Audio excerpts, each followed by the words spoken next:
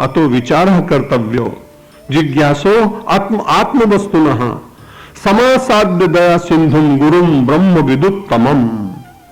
अपने उस अधिकार को प्राप्त करने के लिए अपनी योग्यताओं को प्रकट करते हुए फिर किसी जगह जाना पड़ता है। और कहां जाना पड़ता है?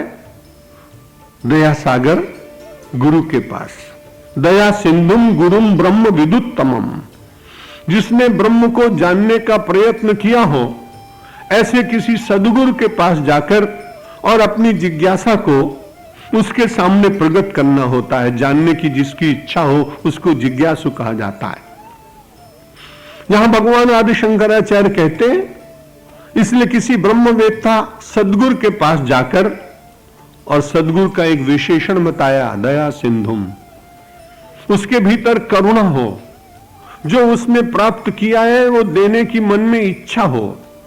कई बार ऐसे महापुरुष होते हैं जो अपने आप में मस्त होते हैं, न उनके सामने कोई समाज होता है, न कोई सामने कोई व्यक्ति होता है, न कोई देश होता है। वो अपने ही अंतरंग जीवन की उस गरिमा में जीते जीते इन सब वस्तुओं का विस्मरण कर देते हैं और जो कुछ भी होता है वो कहते हैं जो कुछ करने वाला है वो परमात्मा है, सृष्टि उसकी है, हम बीच में विचार क्यों करें। ऐसे महात्मा निश्चित रूप से परमहंस कोटि के वंदनीय ही होंगे, लेकिन हमारे जैसे जिज्ञासुओं को उनसे कोई लाभ नहीं मिल पाएगा। इसलिए भगवान आदि शंकराचार्य ने कहा, अतो विचारः कर्तव्यो जिज्ञासो आत्म वस्तुनः।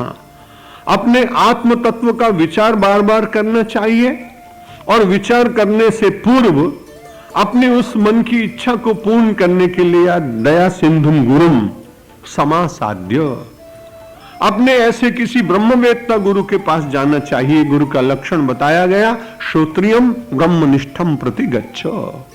उपनिषद ने भी कहा कि किसी श्रोत्रिय और ब्रह्मनिष्ठ के पास जाना चाहिए। दो प्रकार के महापुरुष दिखते, एक कोई केवल ब्रह्मनिष्ठा में जिन्हें जगत दिखता नहीं, वो लोग हम सब लोगों के लिए पूज्य हो सकते हैं लेकिन उनसे हम कुछ प्राप्त नहीं कर सकेंगे। और दूसरे संत होते हैं, महापुरुष होते हैं, वो होते हैं श्रोत्रिय और ब्रह्मनिष्ठ, जिन्हें श्रुति का भी ज्ञान होता है और एकांत के क्षणों में उनकी निष्ठा केवल ब्रह्म में ही होती है।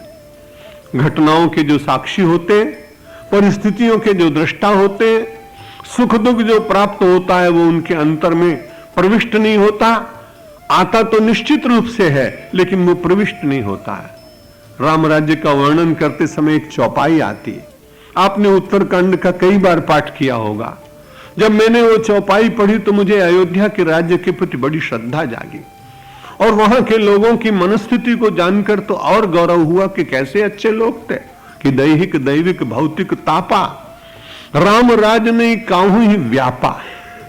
व्यापा शब्द है, दैहिक दैविक भौतिक ताप वहां नहीं आए ऐसा नहीं लिखा है, लेकिन वो दैहिक दैविक भौतिक तापों के बीच में रहने वाली वो प्रजा राम के प्रताप से उन सब वस्तुओं को अंतर से स्वीकार नहीं करती थी।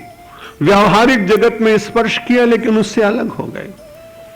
आज भी वर्षा हो रही, बहुत सारे लोग भीग रहे थे और बहुत सारे लोग बिल्कुल इंटैक्ट, बिल्कुल वर्षा का प्रभाव नहीं उनके ऊपर, उनके कपड़े बिल्कुल गीले नहीं हुए। क्यों नहीं हुए? कि उन्होंने तुरंत बहुत अच्छी किसी कंपनी से बना हुआ छाता लेकर अपने ऊपर तान रखा था और वर्षा खूब हो रही थी लेकिन कपड़े नहीं भीगे, बाकी लोगों के भीगे। ये दृश्य देखकर मुझे ऐसा लगा कि संसार में अनुकूलता और प्रतिकूलता की वर्षा तो होगी, लेकिन जिसने वेदांत का छाता लगा लिया उसका अंतर उसमें भीगेगा नहीं और वो प्रसन्नता से अपनी जीवन यात्रा को पूर्ण कर सकेगा। इसलिए कहा गया, अतो विचारः कर्तव्यो जिज्ञासो आत्मवस्तुनः। जिज्ञासु को बारंबार आत्म वस्तु का, क्योंकि वही वास्तविक वस्तु है जिसका क्षरण नहीं होता, जिसका विनाश नहीं होता, उसका विचार करना चाहिए। समासाध्य शब्द का प्रयोग किया है। जाएं और उनकी निकटता प्राप्त करने का यत्न करें। समासाध्य दया सिंधुम गुरुम ब्रह्म विदुत्तमम। हम सब लोग कई बार गुरु की महिमा उस श्लोक में पढ़ते हैं, ब्रह्मानंदम परम सुखदम केवलम ज्ञान मूर्तिम द्वंद्वातीतम गगन सदृशम तत्वमस्यादि लक्ष्यम एकम नित्यम विमलम अचलम सर्वधि साक्षीभूतम भावातीतम त्रिगुण रहितम सद्गुरुम तम नमामि। ये मानो सारे दया सिंधु गुरु के भीतर के लक्षण उस श्लोक में लिख दिए गए दूसरे स्थान पर, कि वो कैसा होता है। ब्रह्मानंदम, जगत में रहते हुए आनंद का स्रोत उसका कहां है? वो ब्रह्म में ही आनंद की प्रतीति करेगा, ब्रह्म में ही आनंद का उपभोग करने का यत्न करेगा, क्योंकि रसो वही सा, वही सबसे बड़ा रस है। रसघेवाग्यम लब्ध्वा आनंदी भवति। उपनिषद ने कहा इस प्रकार के रस को प्राप्त करने वाला व्यक्ति ही परमानंद का प्राप्त करने वाला बहुत धन्य जीव है।